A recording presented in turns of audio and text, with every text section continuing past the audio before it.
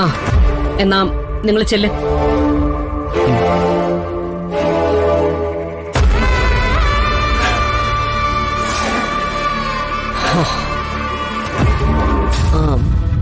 നിങ്ങളുടെ രണ്ടുപേരുടെ മുഖത്തും ഒരു സംശയം തെളിഞ്ഞു കാണുന്നുണ്ട്. ആ രണ്ട് സംശയങ്ങളും എന്താണെന്ന് എനിക്കറിയാം. ജയേട്ടന് എന്റെ ഇതിന്റെ പിന്നിലുള്ള ഉദ്ദേശം എന്താണെന്ന് അറിയണം. പറഞ്ഞത് ഒന്നുകൂടി ആവർത്തിക്കാം. എന്റെ മൂത്ത മോന്റെ വിവാഹ റിസപ്ഷൻ എന്റെ ഏറ്റവും അടുത്ത ബന്ധുക്കളെയും നാട്ടുകാരെയും വിളിച്ചു വരുത്തി ആഘോഷിക്കാം. അതിനപ്പുറം മറ്റൊരു ദുരുദ്ദേശവും ഇല്ല. ക്രിസ്റ്റൽ ക്ലിയർ അല്ലേ? ആ ഇനി ഭദ്രേട്ടന്റെ കാര്യം. ഞാൻ പറഞ്ഞ വാക്ക് ഞാൻ പാലിക്കും. അത് മാത്രം മനസ്സിലാക്കിയാ മതി.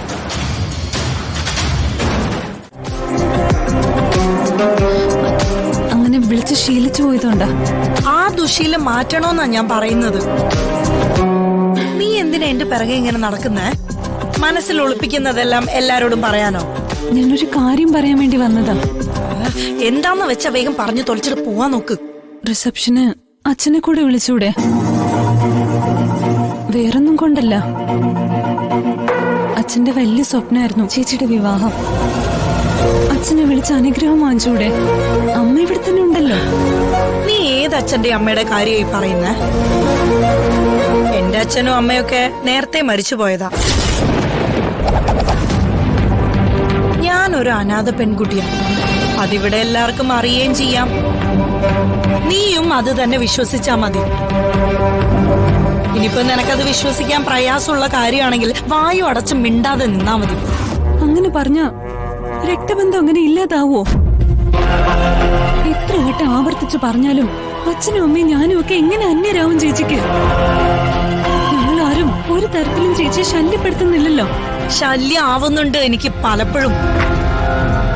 എന്റെ കൺവെട്ടത്ത് കിടന്ന് ഇങ്ങനെ ഓരോന്ന് കാണിക്കുന്നത് തന്നെ എനിക്ക് ശല്യ.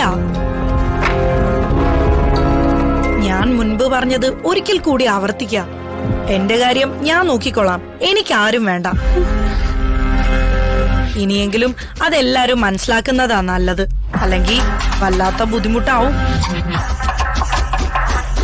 ഞാൻ വിചാരിച്ചാൽ ഇപ്പോ ഈ നിമിഷം നിന്നെയും നിന്റെ അമ്മയും ഇവിടെ നിന്നെടുത്ത് പുറത്താക്കാൻ കഴിയും. അത് ഞാൻ ചെയ്യാത്തത് പണ്ടെപ്പോഴോ എന്റെ ആരൊക്കെയോ ആയിരുന്നു എന്നുള്ള ഒരു സെന്റിമെന്റ്സ് കൊണ്ടൊന്നല്ല. നീയൊക്കെ ഇവിടുന്ന് പോയി ആരോടെങ്കിലും എന്തെങ്കിലും പറഞ്ഞാൽ എന്റെ ജീവിതവും കൂടെ നശിക്കും. അതുകൊണ്ട് മാത്രമാ ഞാൻ ഇവിടെ നിന്ന് ഇറക്കി വിടാത്തത്. ഇനിയിപ്പോ എന്ത് വന്നാലും എനിക്കൊരു പുല്ലും ഇല്ലെന്ന് തീരുമാനിച്ചു കഴിഞ്ഞാൽ ഇപ്പൊ പറഞ്ഞൊക്കെ ഞാനങ്ങ് മറക്കും കേട്ടോ.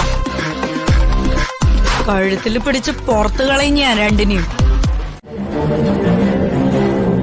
ഇത്രയും പവർഫുൾ ആയിട്ടുള്ള രമാദേവി പിന്നെ താഴേക്കിടയിലുള്ള എന്നോട് ക്ഷമിക്കുമെന്ന് നീ കരുതുന്നുണ്ടോ? പിന്നെന്തിനാ ഈ റിസപ്ഷൻ? അതാണ് എനിക്കും മനസ്സിലാവാത്തത്. എന്തായാലും ഒരു കാര്യം ഉറപ്പാ, അവര് വേറെന്തോ മനസ്സിൽ കണ്ടിട്ടുണ്ട്. മോനെ മുന്നിൽ നിർത്തി ഞാൻ ചെക്ക് വിളിച്ചതുകൊണ്ട് മാത്രാ അവരിപ്പോ അടങ്ങി നിൽക്കുന്നത്. ഇനിയാണ് കൂടുതൽ പണി. എന്തായാലും നീ സൂക്ഷിക്കണം. പറഞ്ഞു കേട്ടെടുത്തോളാം, രമാദേവി ചില്ലറക്കാരിയല്ല. നിനക്ക് തെറ്റി. അവരാ ഇനി സൂക്ഷിക്കേണ്ടത്. ഈ ഐശ്വര്യലക്ഷ്മി ആരാണെന്ന് അവർക്ക് ശരിക്കും അറിഞ്ഞൂടാ. ഇത് വാറാ, എ വെരി തിക്ക് വാർ. രമാദേവിയും ഐശ്വര്യലക്ഷ്മിയും തമ്മിലുള്ള വാർ. ആദ്യം ഈ രമാദേവിയുടെ റിസപ്ഷൻ പ്ലാൻ എന്തിനാണെന്ന് നോക്കണം.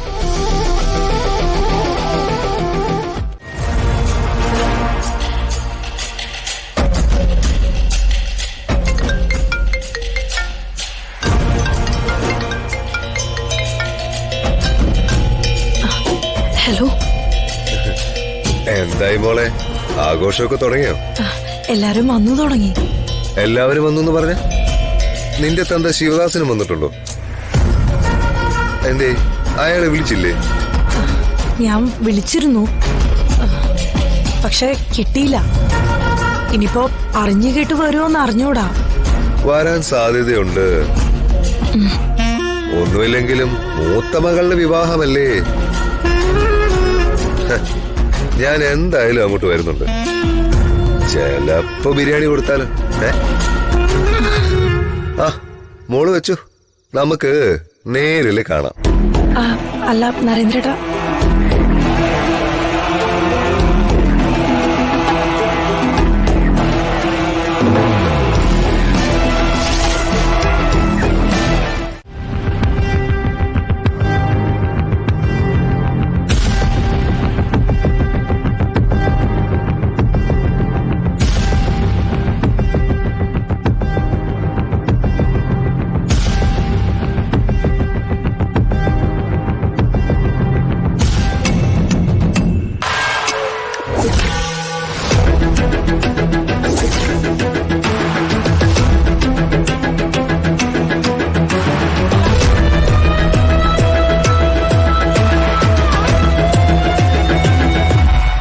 അച്ഛാ, സീതേ, നിങ്ങൾ കഴിയാതിരിക്കെ ആരെങ്കിലുമൊക്കെ കാണും. നിങ്ങളോട്ട് മാറിയുന്നു, ആരെങ്കിലും കാണും. സാരമില്ല, നിങ്ങൾ ചെല്ല്. ആ